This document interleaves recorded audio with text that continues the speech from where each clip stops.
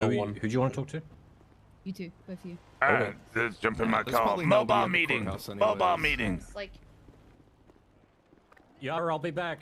it's like literally like a 1 second thing. Well, I need to have a full conversation with you. Okay. Wait, with just her or both of us as well? Oh, just her. But like, Okay. because we didn't have the captain. What's the 1 second thing before you guys do? The 1 second thing, Lucas wants to take some time to himself and step back as sergeant. So he wants to be a deputy.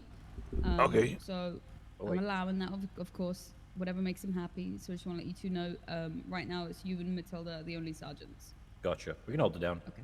Okay. All right. The sheriff already know. No. Alright. He just spoke to me. He's also going to be stepping down as PRT lead, but he still wants to be a specialist. Okay. Yeah, that's fair enough. Who the fuck Any added, units surrounding first floor appears to be. the fuck added the undersheriff tag to me then? So I spent that whole meeting. I know I didn't do it last night because we were all fucking cooked and we rushed to the bank truck and then I went to bed. I was trying to make a goddamn announcement for you and Matilda, and I kept making it, and it just put my default template in it, and then I wasn't allowed to edit it, and I was like, what is going on? Oh, that's weird. Yeah, the undersheriff tag doesn't have permissions. So somebody promoted me to undersheriff in the staff portion, which meant I lost all of my permissions. I was a view-only cop.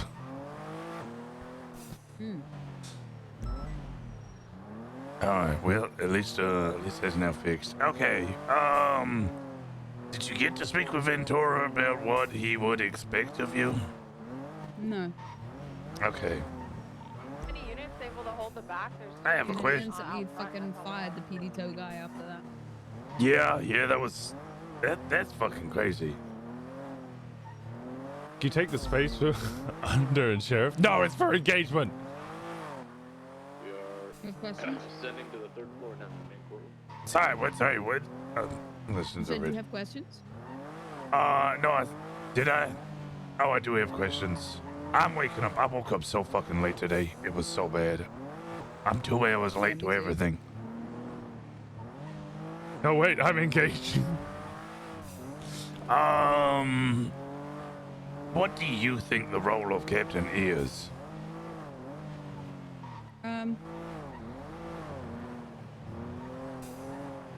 Overall shift lead. I know lieutenant was kind of the bridge between command and high command, but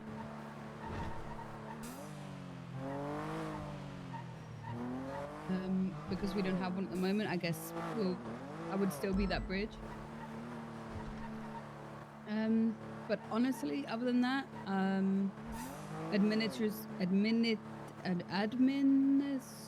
stuff, like hiring, firing,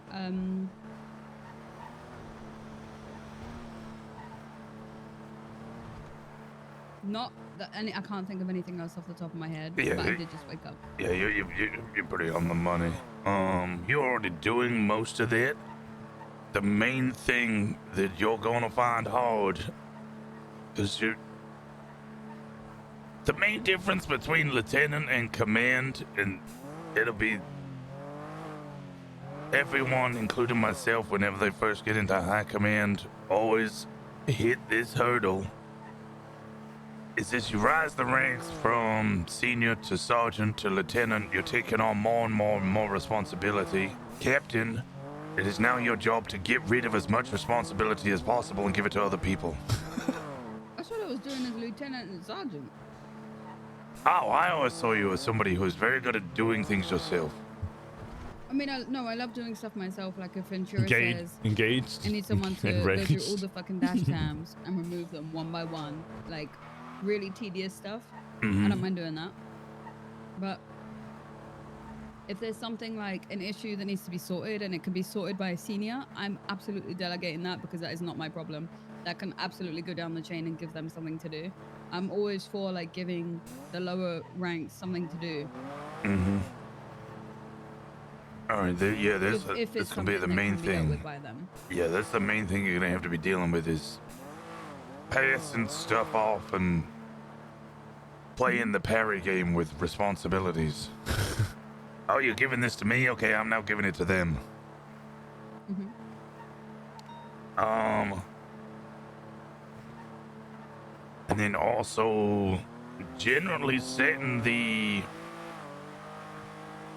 expectations on culture, expectations and culture of the shift. Which would be the idea and the vision set by the sheriff. So what is that vision? It is being created as we speak. I think it's hard to state a brand new vision because a brand new vision isn't what is happening. It's a continuation of what has already been a department that is self-sufficient and competent, people who are inspired to do their own things, enabling people to do what they want to do and giving them the ability to do so, because that is what this department has been born from already, long before even I was in the department. And many others, people who have transferred and so on and so forth. Trying to nurture good ideas and don't just... I could use examples of Brian Parker and recently Lex Striker and Madeline Montez, people who are like not really given any guidance. They're just told, yeah, do what you're doing, yeah, keep doing what you're doing, yeah, keep, oh, you made a mistake, you're a fucking idiot, what the fuck is wrong with you? I can't believe you would ever do that. We would never allow you to have done that. I can't believe you did that, which was very LSPD, and why most of them ended up joining us.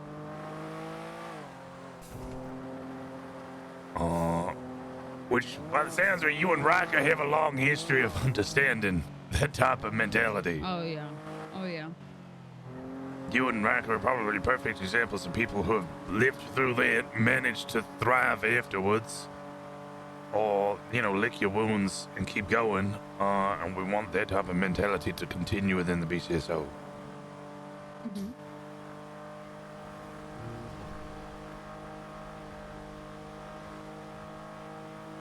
Yeah, I agree with that.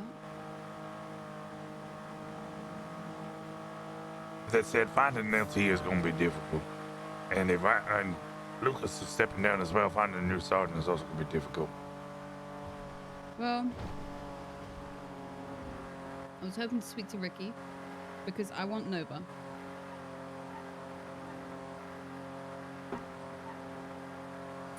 She is very shift one. She is shift 1 and she agrees she's shift 1.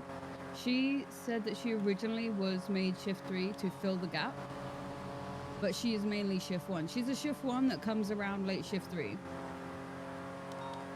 Yeah.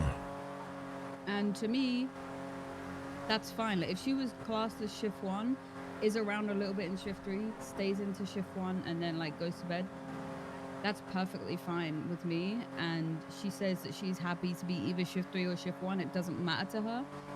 So I want to speak to Ricky and see what he thinks, because I would like her to be shift 1, because I know that Betty is also looking to move up in shift 3. Yep, it is looking to, and I think Adet's looking to move to lieutenant.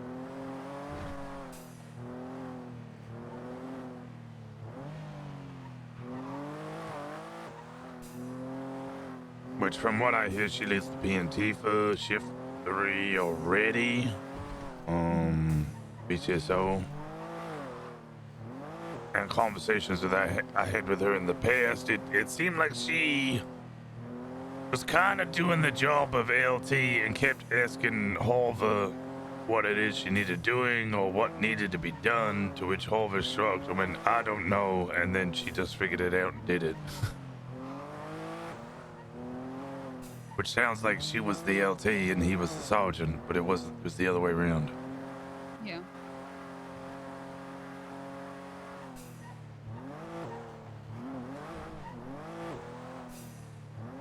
what weaknesses do you see in shift one? What do you want to address? We have a lack of FTOs, I think. I mean, we have some deputies that were recently promoted within like the past few months,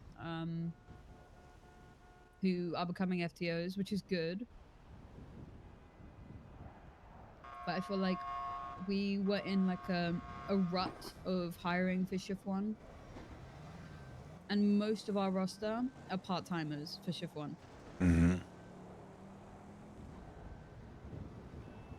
So if you look at our roster, it looks like a lot of people, but 50% of them come around a few times a month.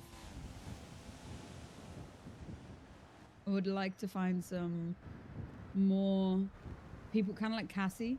I think Cassie's going to be fucking amazing once she's a deputy. It's nice that she's around often. But it's just finding people to train those people, because I know that was a problem that Hayes has, is there was a serious lack of FTOs. She doesn't know CR. It seemed like people were burned out. I don't know how Shift 2 do it. Shift 2 are like so pumped up about FTOing. I used to be. I used to like FTOing. I don't anymore. You want me to make an observation? Mm-hmm. Did you go to the shift 2 interviews? No. Okay, night and day difference. Now, I walked out because I thought the fucking interviews were honestly a fucking shambles. We asked no qualifying questions about, like, it was a vibes-based interview. There was some wild questions, and I found out a lot more about the other people in the room. Like, it actually pissed me off. I walked out. Of the shift 1 or shift 2 ones? The shift 2 ones. I genuinely, I absolutely despise those interviews. I think the question that finally made me walk out was they asked, shit, what's her name? The new green cadet that hangs around with the sheriff.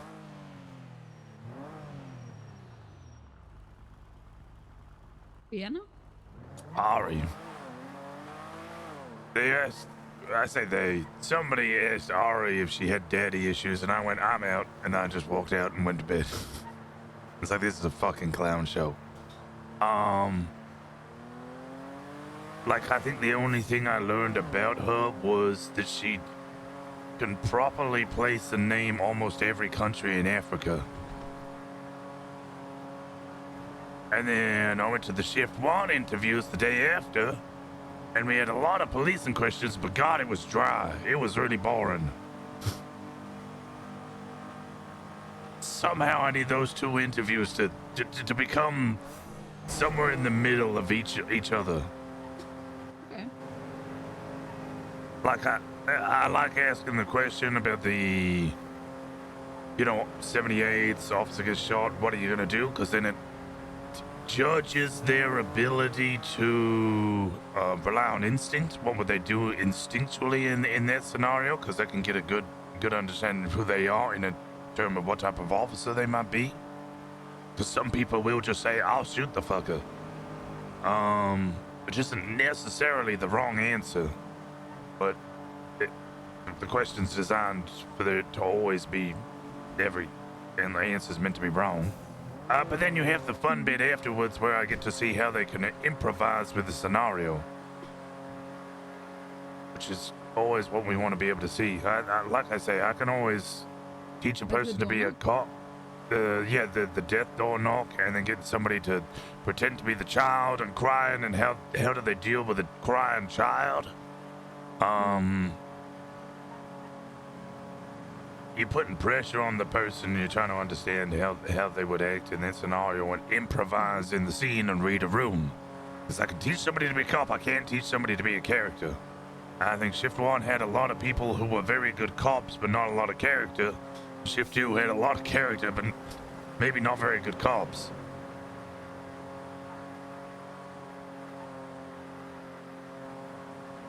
And that makes sense. think Shift 1 has a lot of people who are good cops, but we're lacking some of their character. You heard my reservations when it came to Matilda. It wasn't necessarily against Matilda, it was Shift 1 lacks a bit of fire. Yeah.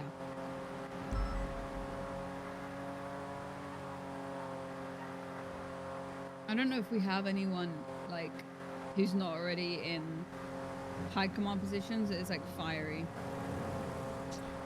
Yeah, I was thinking about it last night, and I was like, I think the last person who had some fire is now the undersheriff. I don't mean to blow my own horn, but you know, I can be a loud son of a bitch.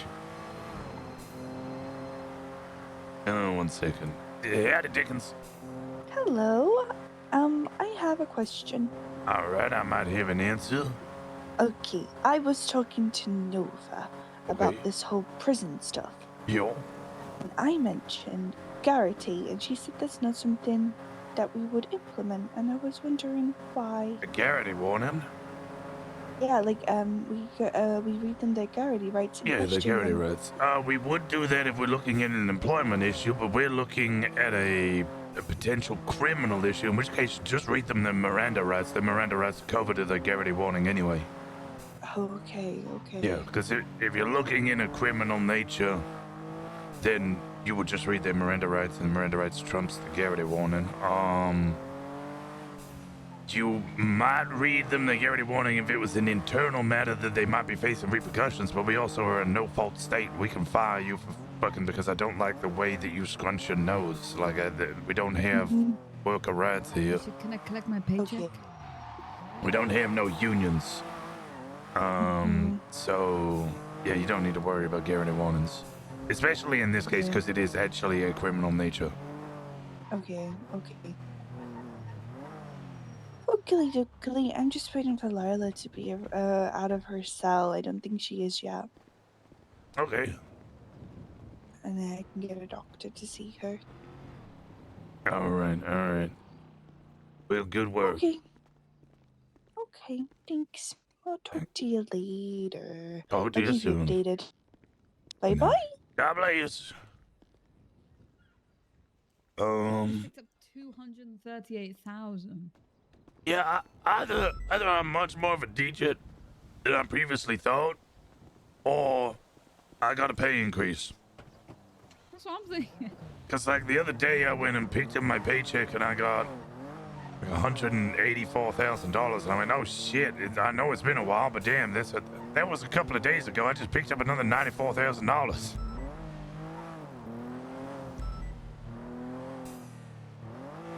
You gonna buy up a number?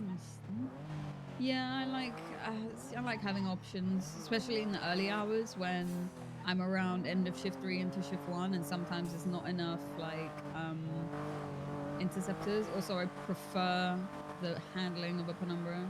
Well, I just can't drive, so I just. I love it. It's like small and nimble, which is like my driving style. Yeah, I don't know why I'm getting paid so much all of a sudden. I just maybe haven't picked up my paycheck in a minute. We have been doing a lot of hours. Yeah. Oh, with that said, let me look at my fucking high command notes. Oh, under sheriff notes as I've got them labeled.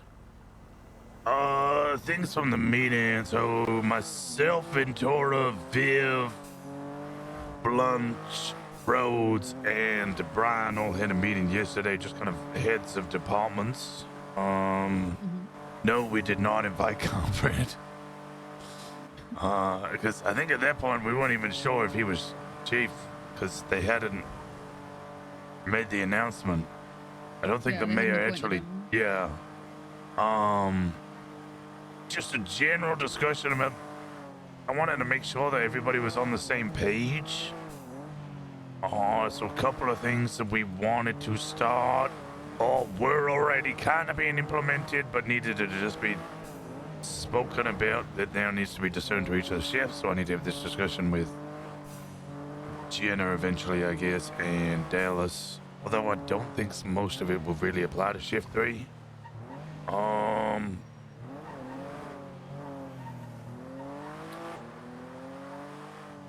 want. It is hit to read and drive. Gang shootings Want me to or drive? show. Gang shootings or more specifically holdouts. I've got a fucking... Not gang related. Not gang-related shootings, no. Gang holdouts. I've got a very London Tube-esque fucking statement here. Instead of see it, say it, sort it. It's plan, move, leave. In and out, 15 to 20-minute job. If they go for a holdout, plan your, way of attacking. Move in, attack them. If it fails, get the fuck out of there. Just leave. Instead of 2-hour-long holdouts playing pop shots, not worth it. Just get the fuck out of there. Collect the evidence afterwards. Yeah, I'm also not a fan of holdouts. I don't mind a shootout. I will turn up to a shootout and assist. But when it comes to, they're on the Maeve building, they're on top of the Cypress building, like, what are we? I know I'm going into that and we're gonna sit there for an hour, 2, maybe. Which is why I'm trying to communicate with different groups and generally find out why they're doing so many holdouts, because I feel there has definitely been an increase of them. Oh yeah, yeah. To try and find a way to tone down the amount of reasons. I feel like there used to be a lot of shootouts, and that was pretty, I don't want to say normal, but expected. Like things would go wrong in a pursuit. Someone would get shot for doing high-speed pits, and then all of a sudden we're in an area that isn't planned by anyone. We happen to be like on the corner of Dorset, and all of a sudden we've got a shootout happening there with a gang. We have to actually think about like where they're gonna be, where could they come from, where do we need to get positioned on rooftops. We are the ones like securing the position, and them coming in instead of the other way around. And I feel like they have realized that is one way for them to come out of that holdout alive, and that's why instead of, as soon as like they see us going for warnings, like keep pitting us, you're gonna get shot. I think that turn is when they start to go, okay, well, this is gonna turn into a shootout. We should get prepared before they can. Yeah, I don't know. I'm still kind of collecting information from them, and I have to be careful, of course, because if they'll say, it's because you guys spike too hard or pit too hard, I have to take into consideration that what they consider too hard, we might consider normal, and they might just be complaining. Well, that's why I want to speak to all of them, because if they all say very specifically, you guys pit too hard, then I know that actually there might be something wrong with the way we're pitting. Whereas if one says you spike too much, one says you pit too hard, one says you shoot too early, at that point, they might just be complaining about different things that aren't really a problem. They just don't like it. I am already seeing a pattern though, and it's kind of like inconsistency, over aggressive pits, and then cops over exaggerating and or lying seems to be like the main things I'm hearing a lot of.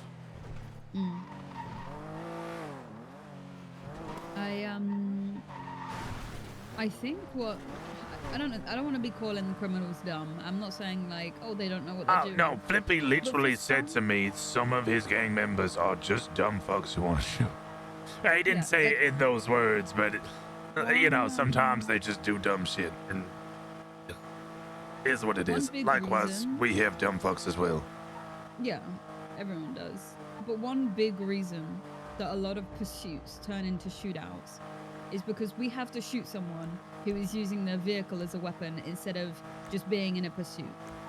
So this is my thing with like the 37 Alphas, why are they immediately like, some people will let the driver just do their thing, try and get away, and if they're struggling, they come in and help. That seems pretty standard to me. But what I don't understand is when they're like off the fucking rip, like 5 interference vehicles, coming in, pitting us like over 100. Like, do they not realize that is immediately going to make us up our aggression? Maybe, but they It's remember making street it worse for discussions. themselves. Yeah. I think the tone needs to be kind of set and understood. Yeah. Like, if they went easier on us, we're going to go easier on them. Yeah, de-escalation comes from both sides, which is something I'm working on with the Babylonians as well. Which, good segue. Thank you. Babylon, New Babylon. We are discussing the way that we're dealing with Babylon and the aggression. Oh, side note, if the Babylonians rob banks, they don't take the money from the bank. So always What? make sure you go in and grab the money from the bank. It is our They don't responsibility. take the money? No, because they don't care for the money, right? Then why are they robbing it? Good question, which probably requires some sort of investigation into what it is that they're actually taking, or what else they get from fleekers. Okay, so I know that in the past, we've arrested criminals on banks or robberies. Sometimes they have security equipment, like a security card or something, that will probably allow them access to a different robbery. Oh, actually, Ventura said that he once heard Benji say there's no gold here. So they might just be robbing the bank specifically for gold or those cards, which might let them rob different or bigger banks or whatever, so they can get gold elsewhere. I think, yeah, it's like similar with. So when I went to Babylon undercover, I know that they had signs up for if you have bank from if you have gold from Polito, this is how much Babylari you'll get. If you have gold from Maeve's bank, this is how much Babylari you'll get. So I know those are two locations. They can like acquire some gold. So maybe they're trying to work through the security systems to try and get to those points. That makes sense. Yeah, if they're just after the gold. Yeah, so there's one thing we need to work on is making sure that we get the money at the bank when they rob them and secure it and put it in evidence. If the insurance company wants their money back, they will contact us and we'll just get it. But a report has to be made, or otherwise it might start looking like we're taking money. We're robbing the bank. Yeah, if there's no report made and people are just putting money in trash lockers, that is evidence tampering. That is a crime. That's actually a question I had. I took 8 gold bars from the Bestie's car from a Polito. After the 30 days, after the statue, what happens with that? Is that something that we could use to put forward into an investigation to like... Babylon, you. Yeah, so if we can use that after the statue is up on that robbery, if we could use that evidence to then put forward into a new investigation that could lead to bigger things, I don't personally see a problem with doing that. Like if the bank has back, if it's outside of statute and you're not using it for personal gain, then you can use that for further investigations. Okay, brilliant.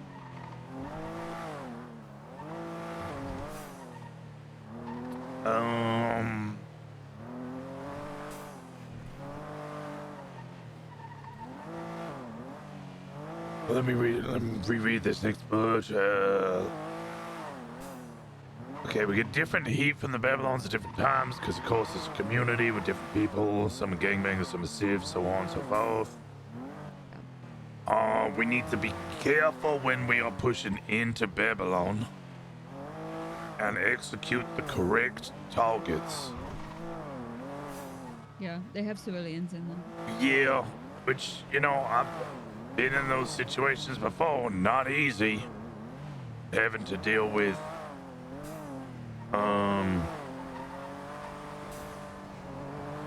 especially when they're all wearing the same things, it can be hard to differentiate between them. Like, which one of you is going to pull a gun on me and which one of you is here to provide medical on them, you know? Yeah, well, this is where military training helps a lot.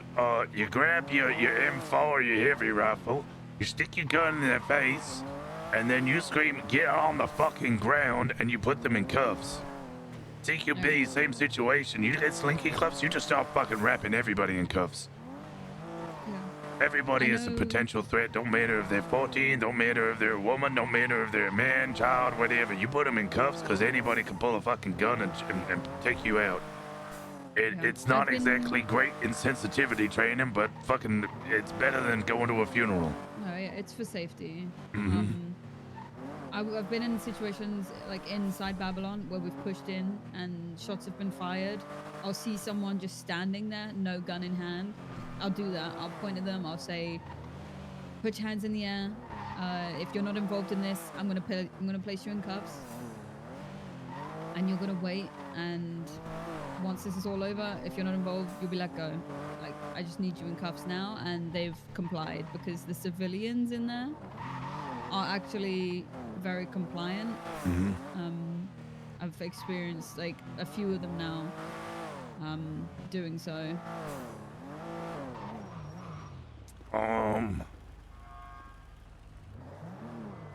Then I think Ryan, either myself or Ventura, we will speak to the BCMO, and we're gonna start getting lawful court orders to remove some of the new developments of their expansionism outposts. They're expanding loads. Exactly. And sure, there might be a legal argument for squatters' rights or something for the area that surrounds it. They certainly make that argument. They're trying to set their line. We have not been setting ours. Yeah. So we need to start through a legal process, dismantling stuff outside the area of Step City and informing them that we're doing so that we have that line and we know where the line is. Because if we surrender too much, you know, we give them an inch, they take a mile, and then we're trying to work retroactively, it's going to be a lot harder to do. Yeah, like We're the already little on the back foot. islands they have, they're already getting pretty close to Marina Drive. Yeah, they have a Which is where whole some ass residents- bridge. Yeah, there's residents that live on Marina Drive, and they're Mhm. already having their Trade Day Island right next to it and shooting muskets from it. Any civilian living on Marina Drive could get caught in some kind of crossfire. Yep. Those muskets have a range that could hit there.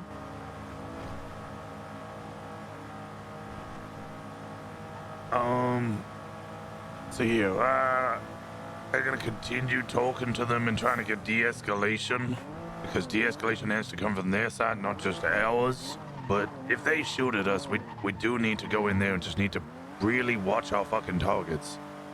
Meanwhile, not repeating what they called February the 18th. Or as Speedy calls it, February the 14th, because he doesn't actually remember which day it was.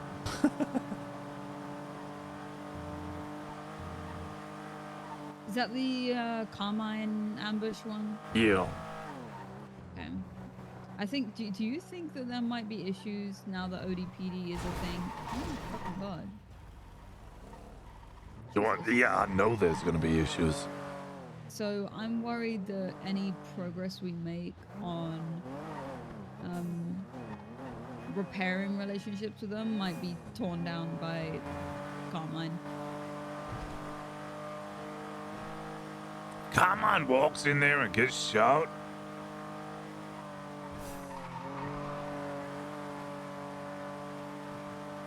We'll have to take it. I know I probably pissed off a bunch of the LSPD the other day because 5 of us responded to what we thought was a gang-related shooting outside the front door. Albert King was leading the thing. He told everybody to leave. We all left except for Miller, who was still sitting there taking photos, and then he got shot by a musket. And then the LSPD are like, now we have to storm it. And I'm like, no, the order was made to leave. They were warning. There's still only 5 units here. They're already on rooftops. You want to march in there like the Brits did in World War One? Just jump over the trenches and walk towards machine gun fire, see if you make it? Yeah, and then don't fly with me. Wait.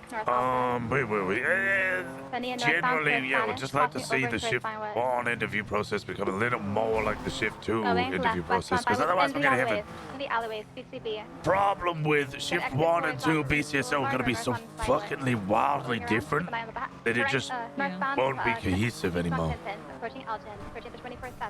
I'm thinking, what if we? The only thing I can think is like if we had like not a specific list of questions to ask, because then it would get boring. Yeah, no, we don't want that.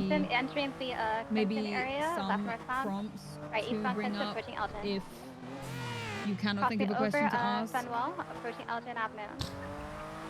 Southbound in the alleyways, exiting towards Fine Wood. Or if there's been too many serious questions, maybe here's some like more improv and fun questions. If you're asking too many fun improv questions, here's some serious ones about the skills that you can learn. Yeah, that's genuinely where I'd like to see High Command and Full send north power, overbound with full send north power towards Clinton. He's full sending it north, he's going up towards BTK BCB. Yeah, the High Command would be given oversight and well, there's multiple injured people guide in it. Tree County, someone can check that. Sorry, I was trying to Same thing, last second is last seen. BTB though. Are they cut across on the street still? Last seen southbound on Perak and Spanish. They're overthinking there's a marker there.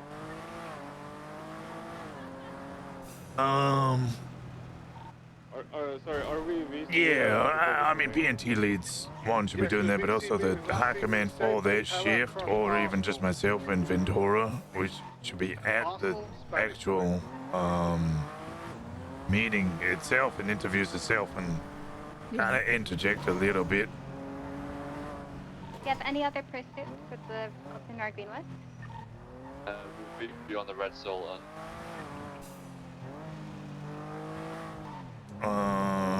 it would be worth me speaking with Jenner about the matter as well, of course. Shift 3, yeah, it is its own little fucking island, but I want to try and avoid it being that little island. I fucked my sleep schedule so bad, by the way, turning up to that shift every now and then just to come say hi. Yeah. It's just like one thing that they said was like that they don't like being that the one shift that nobody pays attention to. And after that, I'm good to call it jail. The thing is, like, that is just the unfortunate reality of time zones. Like, yeah, there is just less people who live here in the city that are around at that time. That's just the reality of it. You want to drive? You have to drive.